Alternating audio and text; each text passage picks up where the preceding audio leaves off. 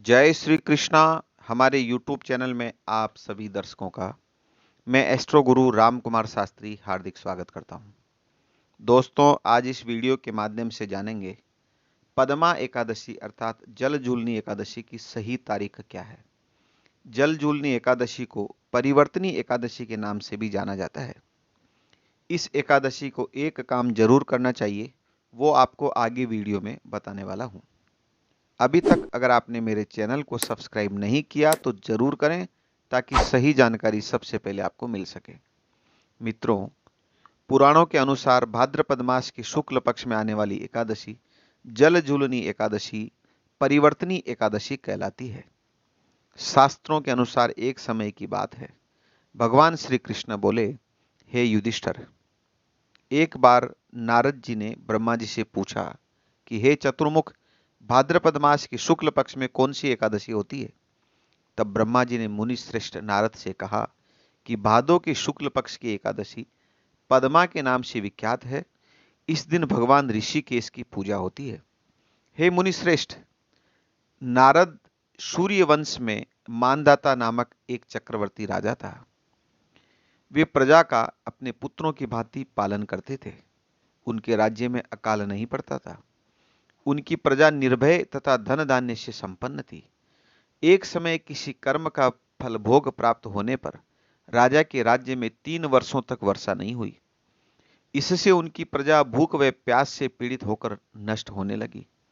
तब संपूर्ण प्रजा ने महाराजा के पास आकर इस प्रकार कहा कि नारायण स्वरूप भगवान विष्णु मेघ स्वरूप होकर वर्षा करते हैं, अतः हे राजन, हमें उनकी शरण में चलना चाहिए।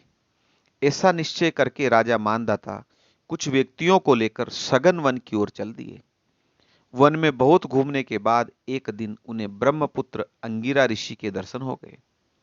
राजा ने दोनों हाथ जोड़कर मुनियों के चरणों में प्रणाम किया। मुनि ने राजा को आगमन का कारण पूछा। हे मुनि श्रेष्ठ, राज्य में वर्षा का अभाव हो गया है, इसका क्या कारण है। ऋषि बोले, हे राजन, ये सब युगों में उत्तम सत्य युग है।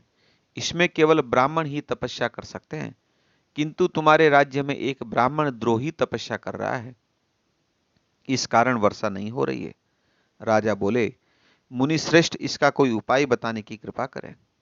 ऋषि बोले, राजन, भाद्रपद मास के शुक्ल पक्ष में जो पद्मा नाम की एकादशी है, उस व्रत के प्रभाव से निश्चय ही उत्तम वर्षा होगी। ऋषि के वचन सुनकर राजा घर लौटकर प्रजा के साथ मिलकर भाद्रपद मास के शुक्ल पक्ष की पद्मा अर्थात जल झूलनी एकादशी का विधि विधान से व्रत किया। उस व्रत के प्रभाव से सब लोग सुखी हो गए। चलिए आपको बताते हैं कि साल 2021 में जल झूलनी एकादशी व्रत की सही तिथि, पूजा का शुभ समय, पूजा विधि व ऐसा कौन सा कार्य है जो इस दिन जरूर करना चाहिए। उससे पहले शुरुआत करते हैं जल झूलनी एकादशी तिथि व शुभ मुहूर्त 2021। जल झूलनी एकादशी का व्रत उपवास 17 सितंबर शुक्रवार को रखा जाएगा। एकादशी तिथि का प्रारंभ 16 सितंबर को सुबह 9:37 पर होगा और समाप्ति 17 सितंबर को सुबह 8:08 पर होगी। जल झूलनी एकादशी व्रत की विधि। इस एकादशी को प्रातः जल्दी उठकर स्नान करें, व्रत का संकल्प लेकर मधुसूदन की आराधना करें, घी का दीपक जल लगावें, विष्णु सहस्त्र नाम का पाठ करें, जल झूलनी एकादशी की कथा सुने, आरती करें। रात के समय दीपक अवश्य जलाएं, भगवान विष्णु को केले चढ़ाएं, गरीबों में बांट देवें। अगले दिन द्वादशी की सुबह भगवान विष्णु की षोडशोपचार पूजा करें, किसी ब्राह्मण को भोजन करवाकर वस्त्र व दान दक्षिणा देवें, उनसे सपरिवार आशीर्वाद लेवें। उसके बाद कुटुंब के साथ बैठकर स्वयं भी भोजन करें। इस दिन ओम नमो भगवते वासुदेवाय मंत्र का उच्चारण करना चाहिए और गोदान जरूर करना चाहिए। जल झूलनी एकादशी पर एक काम जरूर करें। इस एकादशी के दिन जल से भरे हुए घड़े को वस्त्र से ढककर दही व चावल के साथ ब्राह्मणों को दान देना चाहिए। साथ में छाता और जूता भी दान देना चाहिए। जल झूलनी एकादशी पर क्या नहीं करें। एकादशी के दिन पूर्ण रूप से फलाहार ही करें, अन्न का सेवन नहीं करना चाहिए। विशेषकर एकादशी के व्रत में चावलों का सेवन वर्जित माना गया है।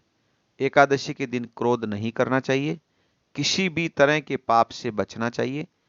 इस दिन तामसी भोजन अर्थात प्याज व लहसुन का त्याग करना चाहिए। इस दिन बाल व नाखून नहीं काटना चाहिए। मित्रों, मेरे द्वारा दी गई जानकारी अगर आपको पसंद आए तो मेरे चैनल को लाइक करें, सब्सक्राइब करें, शेयर करना न भूलें। जय श्री कृष्ण।